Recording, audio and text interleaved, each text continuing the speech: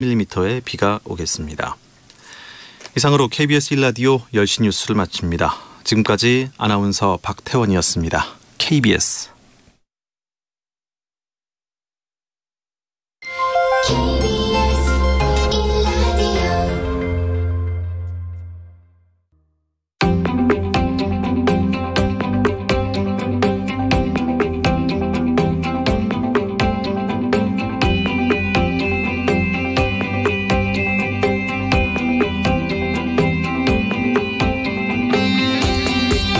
김성환의 시사야.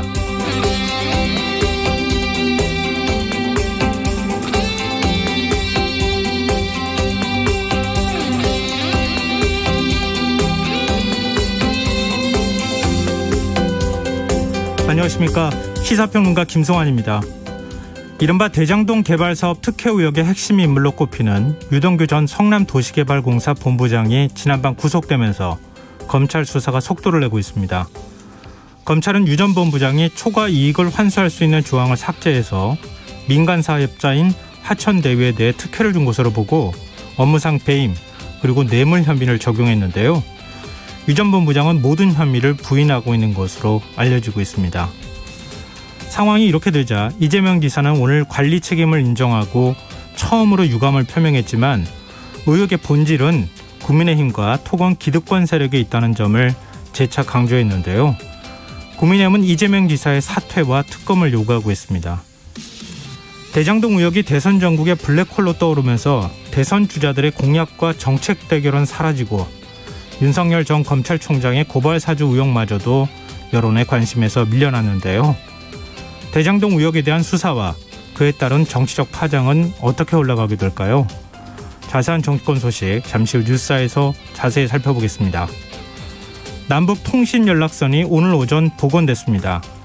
지난 8월 북한이 한미연합훈련에 반발해 통신연락선을 일방적으로 끊은 지 55일 만의 일인데요. 이런 움직임 어떤 신호로 봐야 하는지 더 깊이 있게 들여다보는 인터뷰 시간에서 전문가와 이야기 나눠보겠습니다. 정치인의 시각으로 국회 움직임을 통찰력 있게 분석해보는 시간이죠. 여의도 인싸. 오늘은 대장동 개발사업 특혜 의혹이 대선 전국에 미치는 파장을 진단해보고 국민의힘 대선 경선 과정에서 불거진 윤석열 전 총장의 이른바 무속신앙 논란을 어떻게 봐야 하는지 여야 정치인들과 토론 이어가겠습니다.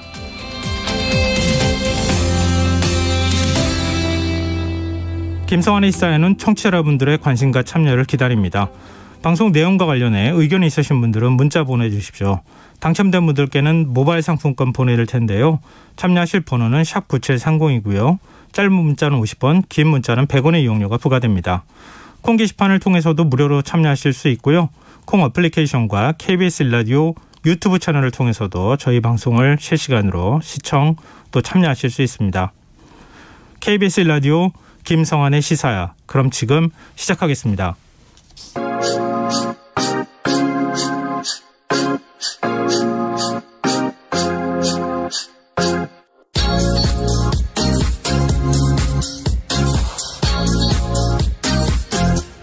KBS 1라디오 김성환의 시사야.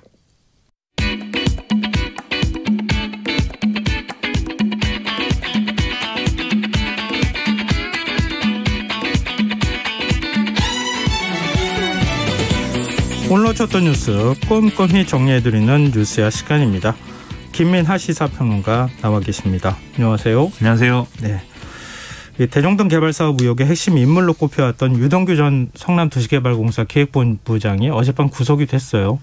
이 검찰 수사가 예상보다 상당히 빨리 진행되고 있는 것 같은데요. 그렇습니다. 아무래도 회계사 정모 씨가 제출한 이제 자료들이 있기 때문에 그 자료들을 이제 좀 근거로 해서 이 검찰 수사가 상당히 빨라지고 있는 그런 느낌인데요. 말씀하신 대로 유동규 전 성남도시개발공사 기획본부장이 이제 구속이 됐습니다. 영장 심사 결과가 심리 종료 4시간여 만인 오후 9시께 나왔는데 이렇게 국민들의 관심이 좀 집중된 사건의 경우에는 판사가 좀 오래 판단을 해왔던 게 또 사실이거든요. 네. 그런데 4시간 만에 나왔기 때문에 범죄 혐의가 상당히 소명된 거 아니냐 이런 분석도 나오는데 일단 판사가 밝힌 이 영장 발부 이유는 증거인멸과 도주가 염려된다라고만 돼 있는 상황입니다. 그 범죄 혐의가 소명된다 뭐 이런 표현은 없었어요? 일단은 그런 표현은 여기 안 나와 있는데 그러니까 정황을 보면은 범죄 혐의가 소명된다고 판단했을 것이다라고 분석이 되고 있습니다. 왜냐하면 앞서 말씀하셨던 것처럼 정모 회계사가 녹취록 19개를 제출했다. 그리고 검찰 조사에 적극적으로 응하고 있는 상황이다. 뭐 이런 것 때문에 그렇습니다. 아마 상당 부분 뭔가 나오지 않았을까 이런 생각도 드는데요. 검찰은 유동규 전 본부장이 대장동 개발 수익금 배분 방식을 화천대유 측에게 유리하게 설계해 준 것으로 보고 있다고요. 그렇습니다. 적용된 혐의가 특가법상 배임과 뇌물인데 즉 이 대장동 개발 사업에 개입을 해서 이 성남의 뜰 주주 구성과 수익금 배당 방식을 설계하는 데 영향을 미쳤고 이것으로 화천대유 측에 특혜를 줘서 결과적으로 성남도시개발공사에게 손해를 끼쳤다. 이게 이제 배임 혐의인 것이죠. 네. 그리고 이렇게 해주는 대가로 화천대유 측으로부터 11억여 원을 받고 700억에 달하는 수익 배분을 요구했다. 그리고 이 중에 8억을 실제로 받았다라는 건데요. 이게 이제 뇌물이 되는 겁니다. 네. 유동규 전 본부장은 11억여 원에 대해서는 사업상 빌린 걸로 지금 주장을 하고 있고 700억에 달하는 수익 배분 요구는 농담을 한 것이 와전된 거다 이렇게 설명을 하고 있는데요. 구속영장이 나온 걸로 보면 이런 주장은 설득력이 좀 떨어졌던 걸로 보입니다. 화천대유의 실소유주라고 하는 김민배 씨도 좀 비슷한 얘기를 지금 하고 있는 상황이기도 한데 정치권 분위기도 좀 살펴보죠. 민주당 혹시 입장 낸 게 있습니까? 유동규 전 본부장이 구속된 직후에는 이건 당과 무관한 사안이고 입장 낼 게 없다 이런 이제 분위기였거든요. 그런데 국민의힘이 특검 수사를 촉구하는 청와대 도보 투쟁을 추진하겠다든지 이렇게 공세 수위를 높이다 보니까 여기에 대한 입장이 나왔습니다. 그래서 국민의힘이 무리하게 특검을 요구하는 것은 이 화천대유 이 문제를 내년 대선 국면까지 끌고 가서 정쟁을 지속하려는 꼼수이다 이렇게 주장을 했고요. 곽상도 의원 아들 50억 수수 의혹 등을 거론을 하면서 국민의힘은 이 자당 소속 관계자들의 의혹이나 해명하길 바란다라고 꼬집기도 했습니다. 근데 이재명 지사는 유동규 전 본부장 구속에 대해 유감 표명을 했어요.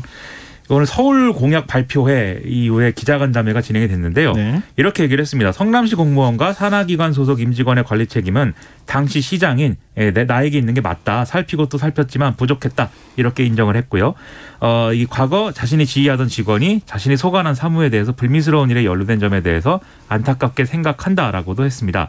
그리고 이제 대장동 개발 사업에 대해서도 이 민간이 이 개발 이익을 독식하는 것을 막으려고 노력을 했지만 역부족이었고 이 제도적 한계 그리고 국민의힘의 방해로 개발 이익을 완전히 환수하지 못했다. 그래서 여기에 대해서 깊은 유감의 뜻을 표한다라고 얘기를 했습니다.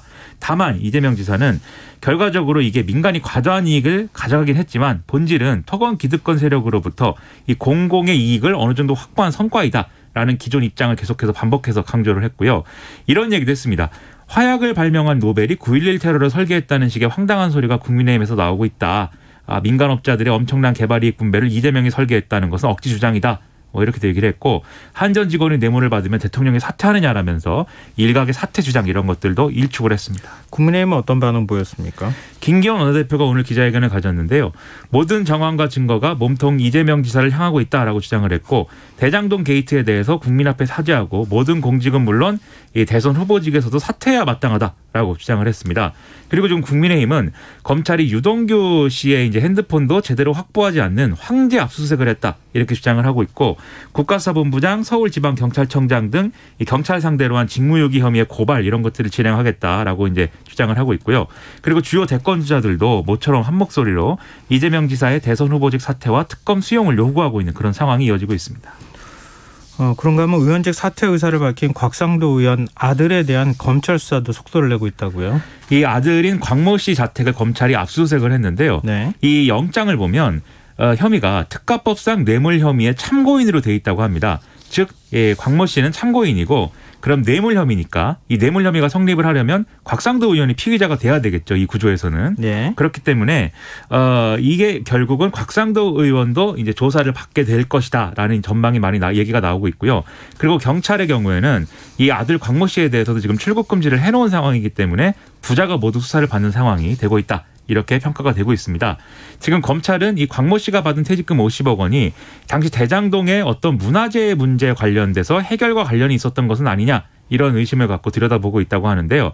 왜냐하면 광모 씨가 이 문제를 해명하고자 올린 글에 보면은 사업지 내에 문화재가 발견이 돼서 공사 지연이 예상이 됐고 그런데 이것을 어쨌든 자신이 해결했다. 그러한 어떤 성과가 반영된 그런 퇴직금 지급이 내용이다. 이렇게 주장을 한 바가 있는데 네. 그때 곽상도 의원이 국회 교문위원이었고 이 교문위가 문화재청 소관이었다. 이제 이런 정황이 있다는 것이죠. 다만 문화재청은 당시에 대장동 사업지에서 의미 있는 문화재가 발견된 적은 없다라고 얘기를 하고 있습니다. 뭐 자료 제출을 뭐 20여 차례 했다. 뭐 이런 얘기도 지금 나오고 있는 거라서 아직은 좀 봐야 될 것 같긴 한데요. 어쨌든 뇌물 혐의이기 때문에 아들한테 뇌물 혐의는 적용할 수는 없는 거니까. 그렇죠. 곽상도 의원이 이런 혐의의 피의자가 될 수밖에 없는 상황이긴 한 것 같습니다. 그리고 화천대유 대주주인 김만배 씨가 박영수 전 특검 인척에게 100억을 건네 사실이 드러났다고요? 그렇습니다. 박영수 전 특검은 계속 이름이 모든 내용에 지금 거론이 되고 있습니다. 그러게요. 특검까지 사실 뭐 탄핵국무위원회에서 특검까지 지냈는데. 그렇죠. 그리고 이 사건뿐만 아니라 가짜 수산업자 사건이라든지 네. 뭘 이렇게 많이 받으셨는지 네, 상당히 의문인데 아무튼 이 김만배 씨가 지난해까지 화천대유에서 장기대여금 명목으로 이제 처리한 473억 원 있지 않습니까? 그중에 100억 원을 이 대장동 분양대행업체 대표 이모 씨에게 전달한 사실이 드러났다라는 건데요. 그런데 이모 씨하고 박영수 전 특검이 인척관계다라는 겁니다. 먼 친척 관계라는데 그런데 이게 뭐 먼 친척 관계이기만 하면 사실은 좀 논란이 커지지 않았을 수도 있는데 네. 문제는 이모 씨가 2018년까지 코스닥 상장사 대표이사로도 재직을 했거든요. 그런데 바로 그때 박영수 전 특검이 2014년에 사회이사로 한 달간 재직한 일이 있다라고 해서 이게 이제 논란이 되고 있는 첫 번째 어떤 대목이고요. 그리고 박영수 전 특검의 아들도 이 이모 씨가 운영한 또 다른 회사에 2015년 11월부터 2016년 1월까지 근무했던 것으로 확인이 된다. 그래서 이 이모 씨하고 박영수 전 특검이 굉장히 가까운 사이 아니냐 이런 의혹이 지금 제기가 되고 있는 겁니다. 다만 김만배 씨와 박영수 전 특검은 이러한 의혹에 대해서 뭐 의심할 만한 그런 대목이 있는 그런 것들은 아니었다라고 얘기를 하고 있습니다. 모를 수가 없는 상황이긴 한데 본인은 그렇게 관계가 있는 건 아니다 이렇게 또 얘기를 하고 있네요. 그렇습니다. 화제를 좀 바꿔보죠. 지금까지 저소득 취약계층의 생계급여를 받으려면 부모나 자식 같은 부양가족 여부를 따져왔지 않습니까? 그렇죠. 이달부터 복지의 걸림돌로 지적됐던 부양의무자 기준이 전면 폐지가 됐는데 이게 문재인 대통령 의지가 반영된 거라고요? 이 박수현 청와대 국민소통수석이 SNS에 올리는 시리즈가 있습니다. 이게 이제 브리핑에 없는 대통령 이야기 뭐 이런 제목의 글로 올렸는데 이런 이제 어떤 정책의 결정 과정이나 또 대통령의 거기에 대한 역할 이런 것들을 이제 후일담을 좀 적는 그런 내용이거든요. 네. 근데 최근에 올린 내용이 이런 내용입니다. 문재인 대통령이 과거에 생계급여 대상자를 확대하는 정책이 생각만큼 속도를 내지 못하는 것에 대해서 납득하기 어렵다. 이러면서 참모들을 강하게 질책을 했다라는 건데요. 2017년부터 이 기준을 단계적으로 완화를 해왔는데 지난해 10월에는 기준을 완전히 폐지해서 부양의무자의 소득이나 재산과 관계없이 생계급여를 받을 수 있도록 한 그러한 내용이었습니다. 그런데 이게 진도가 빨리빨리 나가지 않는다라는 어떤 그런 차원에서 참모진을 크게 대통령이 질책을 한 것이고 이 덕에 부양의무자 기준 완전 폐지가 2022년에서 올해 10월로 앞당겨질 수 있게 된 것이다라는 게 이 박수현 수석의 글 내용입니다. 네, 부양의무자 기준 완전 폐지. 그게 어떤 영향을 미치는 겁니까? 이번 달부터 부양의무자의 소득, 재산과 상관없이 수급자의 소득 기준만 충족하면 생계급여도 받을 수 있게 된다라는 건데요. 이 가구 재산의 소득 환산 금액과 실제 소득을 합산을 해서 이 중위소득 30% 이하라고 하면 생계급여를 수급할 수 있다라는 내용입니다. 즉 내년 기준으로 따질 때 1인 가구의 월 소득이 58만 3,444원 이하, 4인 가구는 153만 6,324원 이하일 경우에 이 생계급여 신청 대상자가 되는데 다만 부모 또는 자녀 가구의 연소득이 1억 원을 넘거나 9억 원을 초과하는 재산을 소유한 경우에는 이 급여 대상에서 제외가 된다고 하고요. 그러면 올해 말 기준으로 총 40만 명이 이 혜택을 새롭게 보게 된다라는 전망이 나오고 있는 겁니다. 네. 그동안에 연락도 안 되는 자녀가 있다는 이유만으로 생계급여를 못 받아왔던 뭐 그런 일들이 있지 않았습니까? 그렇습니다. 그게 이제는 이제 더 이상 사라질 것이다. 앞으로 그런 일은 없을 것이다. 이런 얘기가 되는 거네요. 그리고 한일 위안부 합의 당사자인 기시다 후미오 자민당 총재가 오늘 일본의 새 총리로 선출이 됐어요. 오늘 이제 일본 중의원, 참의원 이렇게 양원에서 총리 지명 선거를 진행을 했는데 기시다 후미오 집권 자민당 총재가 이제 일본의 100대 총리로 이제 선출이 됐습니다. 임명식과 강요 인증식을 거쳐서 오늘 저녁부터 이 기시다 내각이 정식 출범을 했는데 지금 발표된 강요 명단을 보면 기시다 내각인지 아베 아소 내각인지 구분이 안 된다 이런 평이 나오고 있습니다. 네. 이 정권 2인자라고 할 수 있는 관방장관을 맡기로 한 마스노 히로카즈 전 문부과학상의 경우에는 아베 신조 전 총리와 함께 일본군 위안부 피해자 문제와 관련돼서 일본 정부의 책임을 부정하는 광고를 미국 지역 언론에 싣는 데 역할을 했던 그런 극우 인사다라고 평가가 되고 있고요. 또 아베 신조 전 총리의 친동생인 기시 노부오 그리고 수출 규제를 밀어붙인 당사자 중 하나인 모테기 도시미스 외무상 기시노부오는 방위상인데 둘 다 이제 유임하는 것으로 결론이 났습니다. 그 외에 내각 구성 인사들도 대다수가 이 극우 강경파들이다 이렇게 평가가 되고 있어서 상당히 논란이 커지고 있습니다. 근데 강경파에 둘러싸인 기시다 총리가 자신의 정치색을 드러낼 수 있을까요? 지금 언론은 이제 기시다 후미오의 개인 캐릭터와 그가 소속된 파벌, 이 파벌의 성향을 근거로 비둘기파로서의 면모를 보여줄 거다 이렇게 평가를 해왔지만 그 비둘기파 소속인 인사가 총무상, 농림수상상, 올림픽 백신 담당상 이 대외 정책과 관계가 없는 3명에 불과하거든요. 나머지는 어떤 방식으로든 극우 인사다라고 평가가 되고 있기 때문에 뭐 이달 말로 예상되는 중의원 선거가 지나면 그래도 기시다 후미오가 스스로 좀 일어설 수 있을 것이다라는 전망도 있지만 이런 상황이라면 장담하기 어렵지 않겠느냐. 이 한일 관계 개선이라는 게 상당히 어려워질 수 있다. 이런 전망들이 나오고 있습니다. 네, 문재인 대통령이 축하 서한을 보냈다 이렇게 얘기가 되고 있는데 앞으로 좀 한일 관계가 어떻게 될지 좀 지켜보죠. 오늘 뉴스와 여기까지 하겠습니다. 지금까지 김민하 시사평론가였습니다. 고맙습니다. 고맙습니다.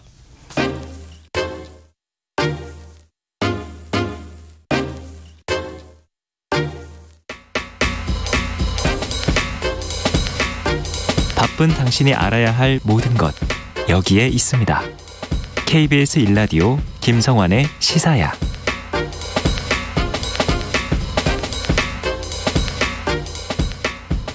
남북 간에 단절됐던 통신 연락선이 오늘 오전 복원됐습니다. 지난 8월 북한이 한미연합훈련에 반발해 일방적으로 통신선을 차단한 지 55일 만인데요. 이번 통신 연락선 복원으로 남북관계 진전에 대한 기대의 목소리도 나오지만 실질적인 대화로까지 이어지기까지는 남은 과제가 만만치 않다 이런 지적도 나옵니다. 통일연구원 조한범 선임연구위원 연결해서 이 문제 관련해 조금 더 자세한 얘기 나눠보겠습니다.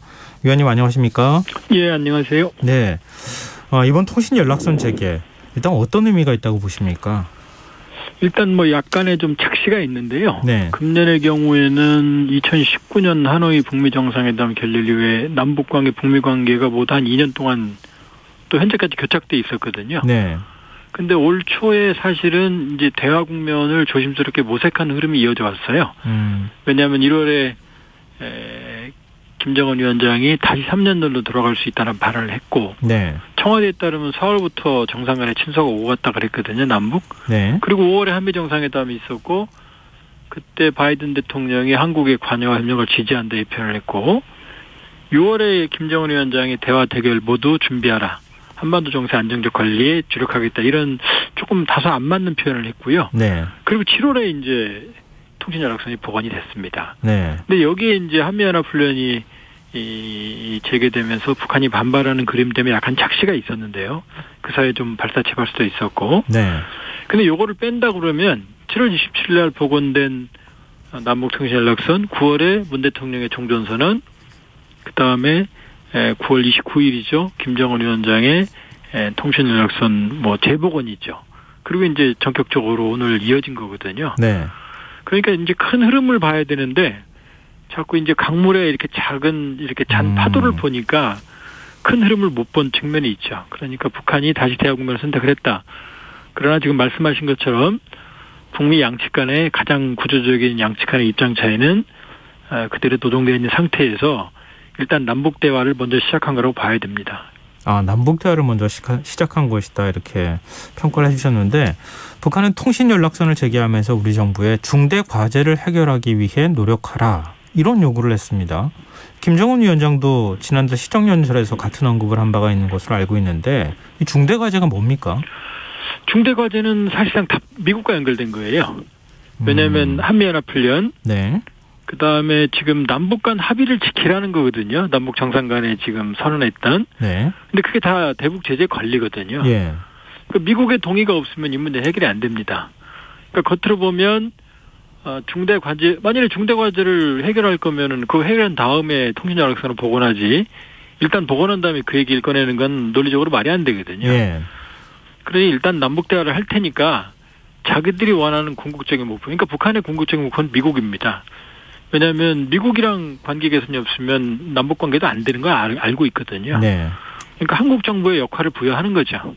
그러니까 자신들이 요구하는 궁극적으로 대북 제재 해제, 그 다음에 남북 간의 합의 사항 이행 이런 것들에서 향후 자신들이 원하는 걸 받아달라, 관철시켜달라 이런 거지. 만약에 그게 전제 조건이었으면은 그 문제가 해결된 다음에 통신 연락선을 복원하지, 복원한 다음에 그런 얘기를 할 이유가 없거든요. 근데 청와대는 별도 입장을 내지 않았어요. 신중한 태도를 보였다, 뭐 이런 평가도 하고 있는데 왜 별도 입장을 내지 않았다고 보십니까? 왜냐하면 지금 복잡하고 이동적인 상황이거든요. 네. 왜냐하면 북한이 확실하게 대화를 선택한 건 분명합니다. 그러니까 김정은 위원장 본인으로 입으로까지 말을 했고, 네. 또 조선중앙통신이 또 이례적으로 또 오늘 오전에 연락선을 복원한다고 또 예고까지 했어요. 그 얘기는 대화 복원에 그만큼 이제 무게를 부여했는데, 근데 지금 문제는 북미 간의 이견은 그대로 상존하고 있고, 예. 또 남북한 간에도 지금 2018년 대접비가 될 수 있는 지뢰밭들이 많이 있거든요. 네. 그러니까 종전선언에 북한이 관심을 보이는 건 분명하고, 북한이 직면한 여러 가지 위기가 지금 대화 국면으로 나오게 한 배경은 되는데, 그러나 지금 미래는 불투명하고요. 지금 우리가 확실하게 북한에게 약속해 줄 수 있는 게 많지 않거든요. 네. 그렇기 때문에 지금은 일단은 신중 모드로 봐야죠. 근데 뭐 우리 정부가 대화 의지를 갖고 있다는 건 뭐 온 국민이 다 아는 거 아니겠습니까? 북측도 그건 알고 있는 것 같은데, 미국의 태도잖아요. 미국은 남북협력 강력하게 지지한다, 이런 입장을 밝히면서, 또 최근 정의용 외교부 장관이 언론 인터뷰에서 미국이 북한에 구체적인 인센티브를 제시할 필요가 있다, 이렇게 밝히니까 뭐 이 대북 제재 완화도 검토하는 것으로 지금 얘기가 된 거죠. 미국 국무부는 통일된 메시지를 또 강조했습니다. 일종의 엇박전하지 않도록 우리랑 협의해라, 뭐 이런 메시지도 이해가 되거든요. 미국의 본심은 뭡니까 도대체? 예, 미국의 본심은 일단 기존의 입장을 유지한 상태에서 예. 북한을 협상장으로 견인해 내겠다는 거거든요. 그러니까 지금 정의용 장관의 발언을 뭐 언론과 좀 다르게 해석을 해보면요. 예. 미국은 북한에게 대북 제재 해제란 말을 못 해주거든요. 국내 정치나 여론 때문에. 네. 근데 만일에 정의용 장관이 그 말을 하면 미국 책임은 아니거든요. 네. 그러니까 자신들은 그 말 안 하면서 엇박자인 것처럼 살짝 보이지만, 사실은 한국 정부가 간접적으로 결과에 따라서는 대북 제재가 해제될 수 있다라는 언급을 하는 거로 볼 수도 있거든요.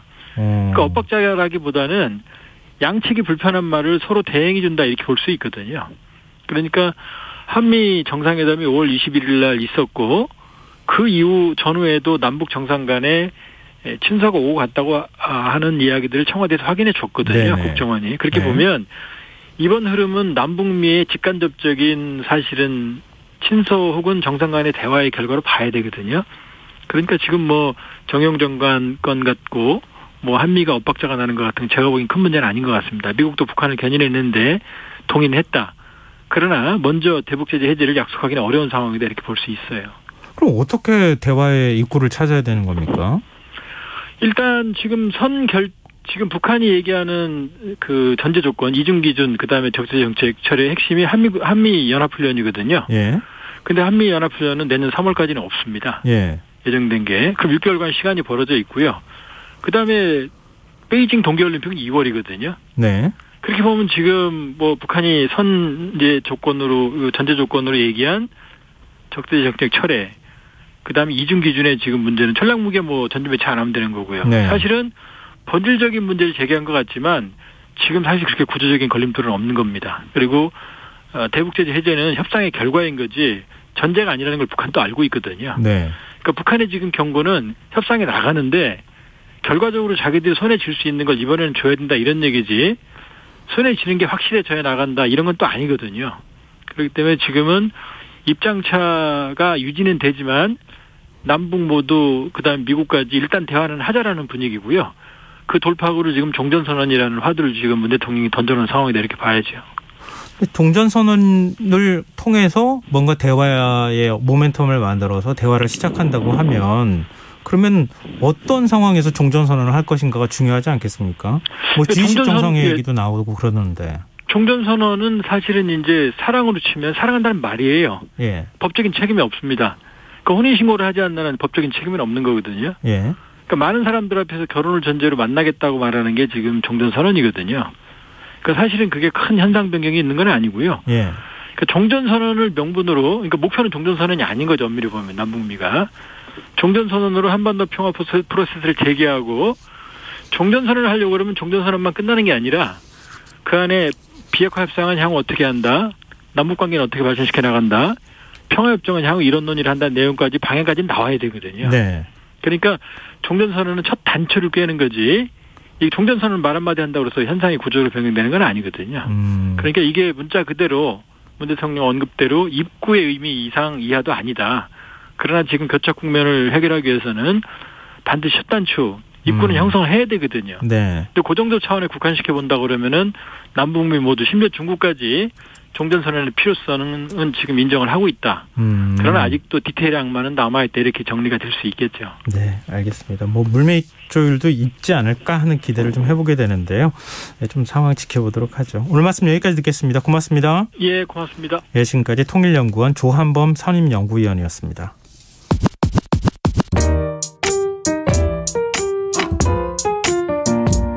김성환의 시사야는 청취자 여러분의 참여를 기다립니다. 문자 샵 9730으로 여러분의 의견 보내주세요. 짧은 문자는 50원, 긴 문자는 100원의 정보 이용료가 부과됩니다. 애플리케이션 콩, 유튜브 채널 KBS 일라디오에서는 무료로 참여하실 수 있습니다.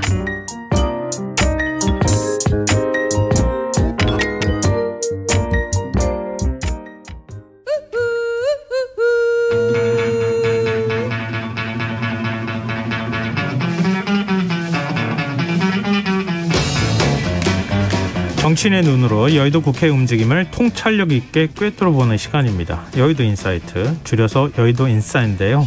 민주당 신경민 전 의원 자리하셨습니다. 안녕하세요. 네, 안녕하세요. 국민의힘 오신환 전 의원 나오셨습니다. 안녕하세요. 네, 안녕하세요. 네, 이 대장동 개발 특혜 의혹이 정치권을 강타하고 있다고 해도 과언이 아닌데요. 이 얘기부터 좀 해봐야 될 것 같습니다. 유동규 전 성남도시개발공사 기획본부장이 어젯밤 구속됐습니다. 네. 구속영장에 8억 원 뇌물수수 혐의가 지금 적시된 것으로 알려지고 있는데요. 두 분은 이런 상황 어떻게 지금 지켜보고 계시는지 어떤 분부터 말씀을 주실래요? 신경민 전 의원. 네. 예. 예상은 했습니다만은. 네. 유 본부장이 처음에 언론에 거론될 때부터 구속이 될 거다. 그리고 이 휴대폰 문제가 생기면서 압수수색할 때 휴대폰 밖으로 던졌다 이거 말씀하시는 거군요. 이건 도저히 구속을 피해가기는 어렵게 됐다. 구속 요건 중에 하나가 증거인멸의 가능성이거든요. 네. 그래서 이건 판사 앞에 서면은 꼼짝없이 구속이 될 거다 그랬는데 예상대로 지금 가고 있습니다. 그런데 이제 문제는 유 본부장이라는 사람이 이제 입을 다물 거고요. 전화기가 지금 확보가 되지 않은 상황에서 더 입을 다물면 수사가 답보 상태에 들어갈 거고요. 유 본부장 단독으로 하는 것이냐 아니면은 누군가와 그게 측면이건 상부건 하부건 간에 누군가와 어떻게 이렇게 할 수가 있는 것인가라는 것이 이제 다음 수사의 대목이 될 거예요. 네. 근데 이 부분에서 이재명 지사가 확실하게 선을 그었습니다. 이미 여러 번 얘기를 하면서 유 본부장은 측근이라고도 인정을 안 하고요. 네. 그리고 이건 페이스북을 통해서 유 본부장과 김만배의 작품이고 이렇게 되는지를 9월 17일 KBS 보도 전에는 까맣게 몰랐다. 지금 이렇게 일단은 딱 선을 그어놓고 있기 때문에 네. 수사가 여기서 더 이상 나갈 수 있는 것이냐 없는 것이냐가 이제 관건인데요. 검찰 수사에 대해서 국민들이 대선 국면에서 한 번도 검찰이 제대로 미래 권력에 대해서 수사를 해본 적이 없지 않느냐라고 평가를 하시는 전망을 하시는 분들이 있고 또 하나는 검찰이 이번에는 다를 거다. 왜 그러냐면 검찰 그 사이에 국민적 불신 때문에 공수처까지 출범한 마당에 네. 이번에는 검찰이 최소한의 자존심을 세우기 위해서라도 제대로 할 거다. 할 수 있는 여건이 될 수밖에 없는 거 아니겠냐라고 보는 양설이 존재합니다. 네. 그래서 잘 모르겠어요. 검찰 수사가 이제 앞으로 어디까지 갈 것인지 갑자기 뭐가 튀어나올 수 있는 것인지 김오수 총장이 시험대에 올라섰다고 봐야 되고요.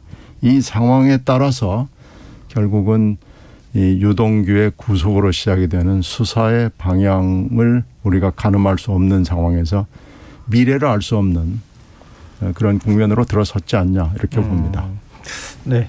오신환 전 의원님 어떻게 보고 계십니까? 저는 이제 유동규 기획본부장의 구속으로 인해서 사실상 이재명 지사의 수사가 턱밑까지 왔다 이렇게 봅니다. 그리고 신경민 의원님께서 사실은 제가 말하고 싶은 부분들을 완곡하게 좀 이렇게 부드럽게 순화해서 말씀해 주셨는데 어쨌든 이 검찰이 저는 유동규 본부장을 압수수색하는 과정에서도 석연치 않게 굉장히 황제 특혜를 준 그런 압수수색 절차를 밟았다는 점, 뭐 이런 점들을 봐서 조속히 이 특검과 국정조사를 받아야 된다. 그리고 이재명 지사가 떳떳하고 당당하다면 전혀 이것을 피할 게 없고요. 또 국민들의 지금 한 64% 정도가 특검을 해야 된다라는 쪽에 여론이 비등하기 때문에 저는 조속히 특검을 통해서 진상규명을 하는 것이 그 어느 때보다도 중요하다라고 생각하고요. 특히 이 유동규 본부장과 이재명 지사와의 관계를 저렇게 선을 긋는다고 해서 해결할 수 있는 그런 문제는 아니다 이렇게 봅니다. 그러니까 지금 아시다시피 유동규 본부장의 이력에 보면 건설회사에서 단지 2개월 정도의 운전기사 이력으로 지금 차관급인 경기관광공사 사장의 자리를 내줬단 말이죠. 이건 이재명 지사가 있기 때문에 가능한 거잖아요. 그런 상황에서 전혀 몰랐다라고만 지금 할 수 있는 그런 문제는 아니고 이게 유동규 본부장을 한전의 직원과 비유한다는 것 자체가 넌센스고 그건 굉장히 큰 실수다 이렇게 생각합니다. 예, 그렇기 때문에 저는 이재명 지사가 이 부분에 대해서 자기가 정말 아무런 문제가 없다라고 하면 그것을 국민들께 오히려 소상히 밝히기 위해서라도 특검을 수용하는 것이 저는 지금의 이런 논란, 정치적 혼란에서 벗어날 수 있는 길이다 이렇게 생각을 합니다. 예. 네, 지금 이제 특검 필요성을 말씀해 주셨는데요. 지금 신 전 의원님께서는 특검이 여전히 필요하다고 보십니까? 궁극적으로는 특검까지 가야 된다고 보시는 건가요? 뭐 특검의 필요성은 꾸준히 문제 제기가 야당 쪽에서 되어 왔기 때문에요. 이건 계속 살아 있을 거기 때문에 일단은 지금 뭐 검찰, 경찰, 공수처가 다 수사에 나선 거 아니겠어요? 그래서 일단은 잠시는 좀 이걸 봐야 된다라는 게 저희 지론이고요. 국가합동수사본부가 필요하다는 게 이제 이낙연 전 대표의 그 뭐라고 그럴까요? 제안인데요. 이거에 대해서 필요성에 대해서는 뭐 여야의 공감대가 있어 보이니까요.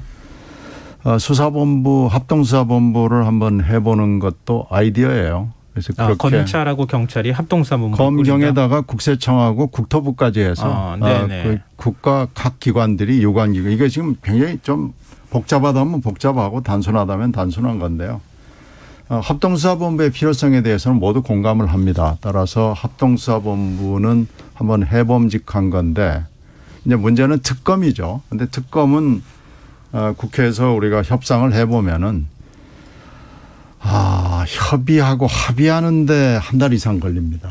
그리고 이제 한 3개월 하고 한 달 더 연장을 할 수 있기 때문에 4개월이죠. 그러니까 그렇게 저렇게 따지면 특검이 의결되는 때까지는 뭔가 국가기관이 수사를 해야 되거든요. 근데 그게 지금은 검찰이 하고 있지만 합동수사본부의 필요성도 분명히 있고 그래서 특검은 일단은 이 단계를 거치고 나서 보면서 논의를 해도 늦지 않기 때문에 특검의 필요성에 대해서 우리가 지금 가타부타 얘기하는 것보다는 일단은 이걸 좀 지켜보는 게 저는 먼저 중요하다고 봅니다. 그런데 검찰이 서울중앙지검에 전담수사팀 구성하고 거의 지청급 규모로 검사들 좀 배치했다고 얘기하고 경찰은 국가수사본부에서 수사 지휘하고 있고 경기 남부청에 특별수사본부를 사실 차리고 경무관급으로 지금 책임자를 임명했다고 하잖아요. 그렇죠. 지금 검찰, 경찰은 자기들 할 수 있는 것들을 하고 있는데요. 사실은 이게 부동산 수사라는 것은 약간의 전문성이 필요하고 이게 특히 또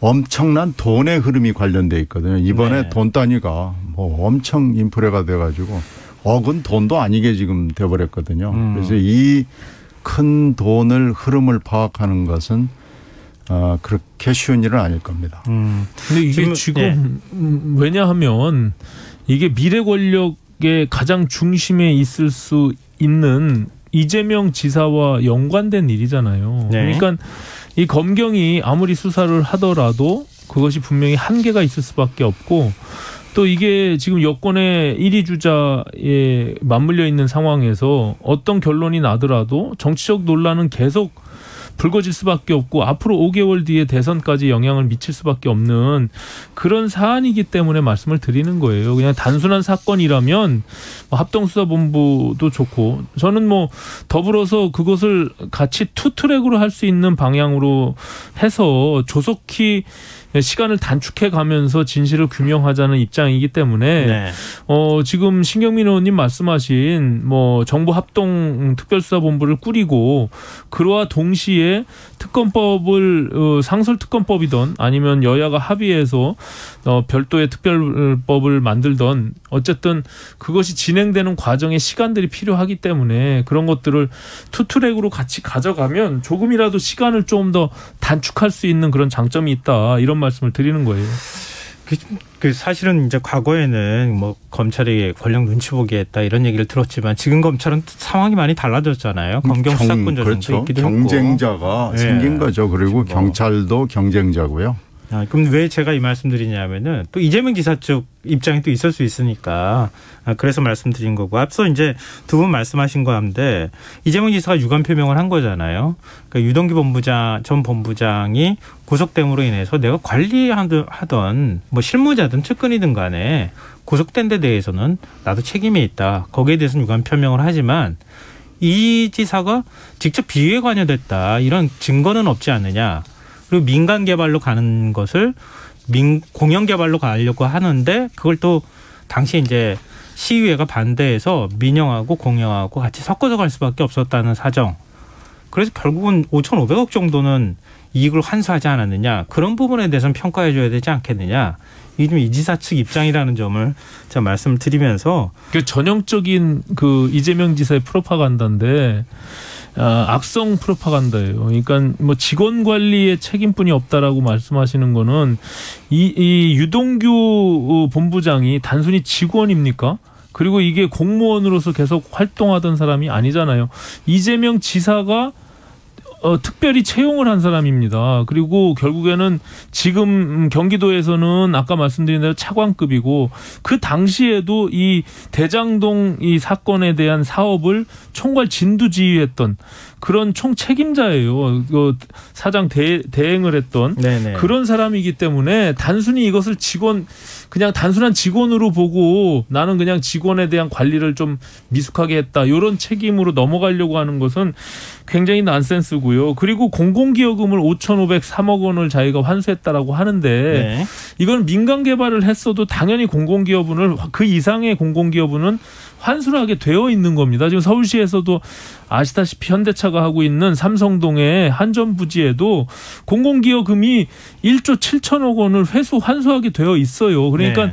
이것이 자꾸 일반 국민들이 모르는 부분들에 대해서 본인이 오히려 자화자찬하는 형식으로 자꾸 이것을 프로파간다식의 선동을 하는데 저는 적절치가 않고요. 그렇기 때문에 하루빨리 진실을 좀 규명할 필요가 있다 이렇게 생각합니다. 네, 신 전 의원께서는 이 부분에 대해서 혹시 말씀하실 거 없어요? 9월 14일 이 지사의 그 기자회견을 보면은요. 네. 거기서 이 지사가 지금 굉장히 실수를 한 대목이 있습니다. 이 모든 것은 내가 설계했고 유동규는 실무자다고 했는데 네. 그 뒤에는 지금 이제 쭉 그 책임을 묻는 거에 대해서 정치적 도의적 책임을 박용진 후보가 물었을 때 답변을 거부했고요. 그러다 지금 오늘 드디어 이제 인사 관리 책임 정도를 인정을 한 거죠. 그러니까 법적 책임은 없다는 얘기가 더 중요한 겁니다. 네. 말한 것보다도 말하지 않은 것이 더 중요한 건데요. 9월 14일 회견하고는 지금 많이 달라져 있기 때문에 사실 이 부분에 대해서 이 지사가 좀 설명을 해야 됩니다. 네, 알겠습니다. 솔직하게 얘기를 할 필요가 있는 거죠. 그러니까 이 지사 측 입장을 제가 일단은 전해드려야 하기 때문에 말씀을 드린 거고요. 저랑 논쟁할 필요는 없을 것 같고요. 서로 입장이 이렇다는 것을 알아두시면 어떨까 싶습니다. 근데 지금 국민의힘은 특검사 촉구하면서 도보투쟁을 논의하고 있다고 해요. 국회에서 청와대까지 도보로 이동하겠다는 건데 그럼 대통령한테 입장을 밝히라고 요구하고 하는 겁니까? 좀 이게 뭔가 안 맞는 거 아닙니까? 아니죠. 어쨌든 오늘도 김기현 원내대표가 기자회견을 자청해서 이 문제에 대해서 문제 제기를 했는데 이것이 그냥 단순히 이 문재인 대통령도 그냥 가만히 보고 뒷짐지고 있을 사안은 아니다라는 거예요. 뭐 아시다시피 과거에 여러 가지 사건들에 대해서 철저히 수사를 촉구한 바가 있는 그 대통령이잖아요. 근데 이것이 어찌 보면은 전대미의 당군 이래 가장 큰 뭐 대형 비리가 될 수도 있는 이런 사항에서 그냥 침묵으로 이것을 그냥 있을 수는 없다. 그리고 도보투쟁을 한다는 것은 이준석 대표만이 할 수 있는 그 장점을 살려서 또 이것은 어쨌든 국민적인 여론을 업고 가지 않으면 안 되는 부분입니다. 왜냐하면 지금 여소야대 상황에서 민주당이 이것을 끝끝내 거부하면은 할 수가 없는 상황인데 그것을 뛰어넘기 위해서는 국민적 여론뿐이 없는 것이죠. 그리고 이거는 지금 제가 보니까 여권 내에서도 특히 호남에서도 지금 과반 이상의 시민들이 이 특검의 필요성들을 지금 주장하고 있거든요. 그렇기 때문에 저는 결국에 이것의 진실 규명은 특검을 통해서 할 수밖에 없는 상황으로 올 것이다. 이렇게 예측하고 있습니다. 신경민 전 의원은 어떻게 보십니까? 사실은 뭐라 그럴까요? 그렇죠. 이 대통령한테 이 문제를 물으면 대통령이 만약에 수사와 관련한 언급을 하면 수사 가이드라인 줬다고 또 얘기하실 거 아니겠어요? 이 문 대통령 입장에서는 저는 이유 있는 침묵이라고 봅니다. 이유 있는 침묵이다. 문 대통령이 이렇게 얘기할 수도 없고 저렇게 얘기할 수도 없고 지금 방법은 그냥 입 다물고 침묵하는 것 외에는 선택지가 없는 상황이죠. 지금 현재로서는 검경 수사를 지켜보는 수밖에 없고요. 이건 문 대통령이나 국민이나 지금 마찬가지 입장 아닌가 싶고요.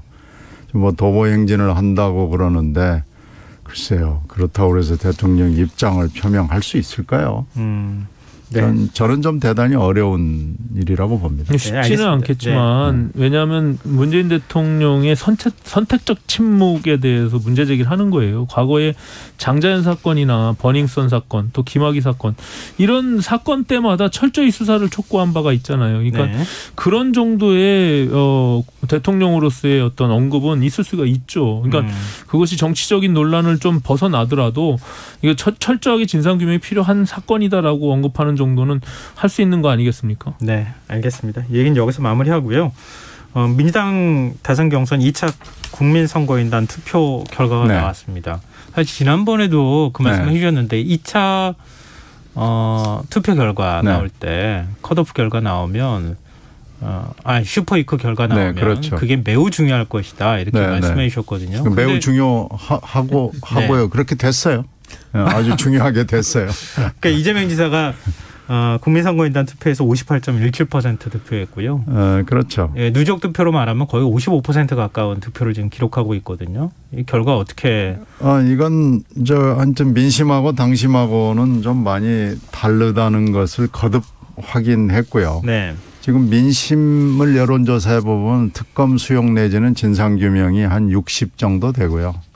30 정도가 이제 이재명 지사의 입장을 이해하는 쪽이고 한 10%는 지금 입장이 없는 걸로 이렇게 나오고요. 그런데 민주당 지지자로 넘어가면 이게 반대로 됩니다. 3대 6대 10 정도. 그러니까 30대 60대 10 정도로 나오거든요. 그러니까 투표수나 득표수도 이렇게 보면 투표율은 좀 낮아졌고요. 득표율은 이재명 지사가 비슷하게 가고 있어요. 여러 지역이나 1, 2차 슈퍼위크의 선거인단을 보면은요. 그렇게 보면은 당신과 민심은 지금 확연히 다르다라는 걸 느낄 수 있고 이 지사 지지층의 결집 효과 또 민주당 내부의 이 지사 지지층은 더 공고하게 모이는 효과가 있는 거고요. 이제 유동규의 개인적인 일탈 내지는 욕심으로 보려고 하는 사람들이 좀 있는 거죠. 그래서 이렇게 가면은 지금 현재 매직 넘버는 16만 명 정도 됩니다. 뭐 이렇게 퍼센티지로 얘기하면 실감이 별로 안 나는데 지금 남은 표는 60만 표인데 투표율로 봐서는 한 40만 명이 투표를 한다고 보면은요. 16만 표만 더 얻으면 이 지사가 50%를 넘기게 돼서 결선 투표가 필요 없다는 얘기죠. 네. 그렇게 따지면 이번 주말에 지금 서울 경기하고 3차 선거인단이 있기 때문에 여기서 뭐 이 지사가 무난하게 후보가 될 수 있다는 결론이 나오죠. 너무 객관적으로 설명해 주신 거 아닙니까? 아니 뭐 이건 어쩔 수 없는 숫자예요. 네. 그 매직 넘버가 16만이라는 건 그건 뭐 움직일 수 없는 사실입니다. 오늘의 이제 2차 슈퍼위크 이후에는 어느 정도 윤곽이 나올 수밖에 없는 그런 상황인 것 같아요. 네. 한 20.6%가 누적 득표율에서 차이가 나고 있는데 어쨌든 지금 신 의원님 말씀하신 대로 이재명 지사의 그 대장동 사건이 이 민주당 지지층은 더 결집하게 돼서 지키려고 하는 그런 작용들이 일어날 수밖에 없을 것 같고요. 네. 다만 그것이 결과적으로 본선에 가서는 저는 제2의 조국 사태를 진중권 교수가 언급했는데 중도층과 무당층에서의 대거 이탈이 분명히 일어날 수밖에 없는 그런 사건으로 확대 비화될 수밖에 없다 저는 이렇게 봅니다. 네. 국민의힘이 상대적 그 반사이익을 못 누렸다고 하는 점도 좀 우리가 주목해봐야 될 거 아닌가 뭐 이런 생각이 들기도 합니다. 지금 여러분께서는 KBS 라디오 김성환의 시사회와 함께하고 계십니다. 여의도 인사 국민의힘 오신환 전 의원, 민주당 신경민 전 의원과 함께하고 있습니다. 이제 좀 국민의힘 얘기도 좀 해보죠. 왕자가 뭐 주말부터 지금 오늘까지 이 왕자가 어디서부터 나온 거냐. 윤석열 검찰총장의 왕자는 도대체 누가 써준 거냐. 이거 가지고 계속 지금 지금 민주당에서 공격하는 것뿐만 아니라 국민의힘 그 경쟁 주자들 후보들 사이에서도 논쟁이 아주 뜨겁거든요. 결국은 뭐 빨간 색깔 속옷 얘기까지 나오는 이런 상황이 됐는데 오신환 전 의원님 어떻게 보고 계십니까? 참 어이가 없는 일인데요. 저도 네. 굉장히 놀랐습니다. 그러니까 저희가 5차례 지금 TV 토론을 했는데 그중에 2차까지는 그런 글자가 드러나지 않는데 네. 3차, 4차, 5차 3번에 걸쳐서 똑같은 왕자의 표식을 왼손바닥에 그리고 나왔거든요. 그래서 그 조금씩 또 달라요, 모양이. 그래서 이게 한 번 할 때마다 새롭게 누군가가 썼다는 건데 또 그 해명 자체가 윤석열 캠프의 해명 자체가 좀 석연치 않고요. 그게 지지자들이 와서 특히 어르신들이 이것을 써줬다라고 하고 그걸 왜 지우지 않았냐고 하니까 손가락만 씻어가지고 그렇게 지워지지 않았다라고 하는 그런 어떤 어설픈 거짓말의 해명들이 더 오히려 논란을 증폭시키고 있지 않나라고 생각하고요. 또 특히 우리 국민들에게는 과거 최순실의 그 오방색 타령이 분명히 그 트라우마로 남아 있잖아요. 그래서 그렇기 때문에 지금 우스갯소리로 윤석열 후보가 입당하기 전에 무당층을 데리고 오라 그랬더니 무당을 데리고 왔다고 이런 비아냥거리는 말까지 있는데요. 네. 사실상 굉장히 좀 우스운 일이고요. 이게 대선이라는 것이 어떻게 보면 미래의 우리 국가 지도자를 어떤 비전과 철학으로 선택할 것이냐고 하는 굉장히 중요한 그런 시점인데 이런 어떤 일들이 벌어지면서 굉장히 희화화되는 모습들이 저는 굉장히 좀 좋지 않다 이렇게 생각합니다. 그러게 일각에서는 2차 컷오프가 손바닥 왕자하고 이런 걸로 부적 선거로만 기억될 것이다 이렇게도 얘기 나오는데요. 이게 정치 현실을 너무 잘 아시는 두 분이니까 이 윤 전 총장한테 어떤 영향을 미칠지 신경민 전 의원께서는 어떻게 보고 계십니까? 이 정치와 이 무술, 점술, 풍수 이게 참 뗄 수 없는 관계에 있죠. 근데 이게 지금 어떻게 보면 정치 초년생인 윤석열 전 총장을 통해서 어떻게 보면 이상한 방향으로 지금 나타나기 시작했는데요.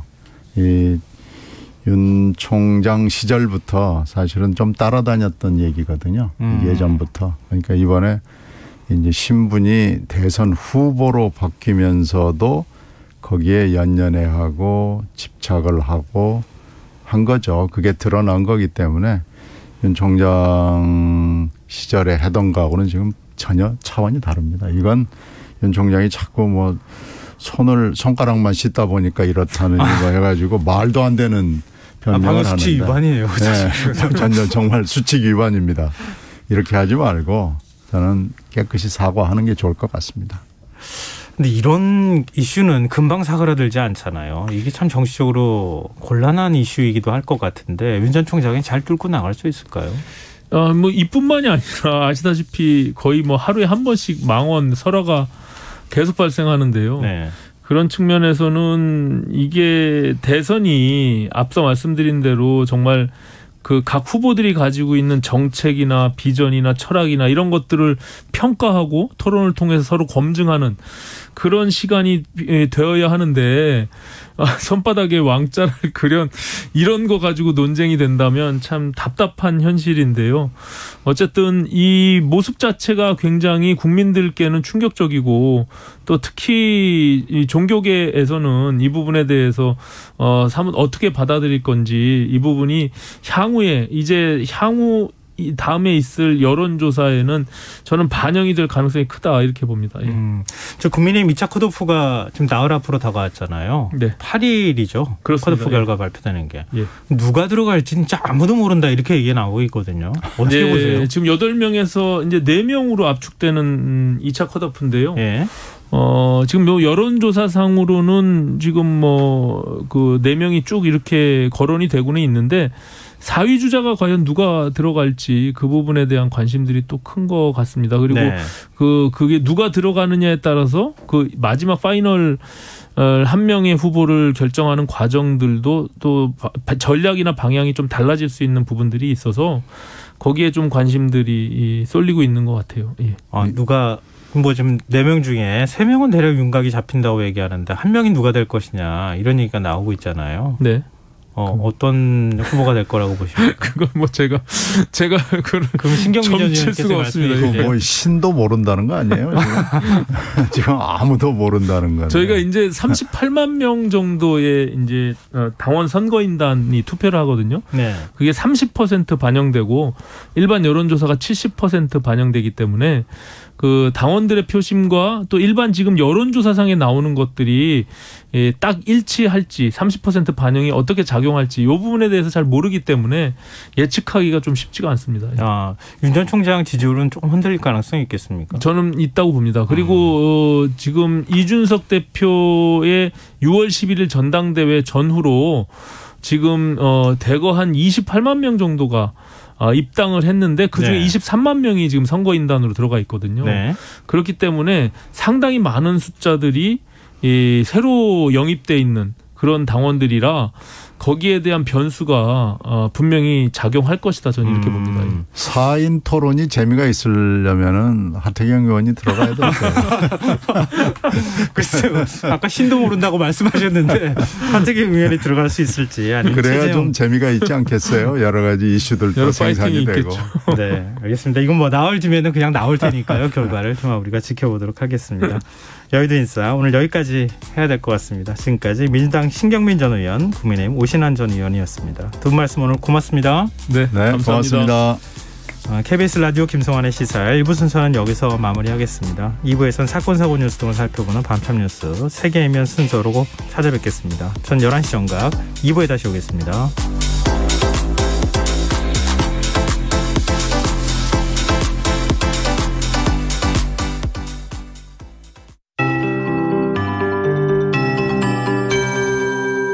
KBS 58분 날씨.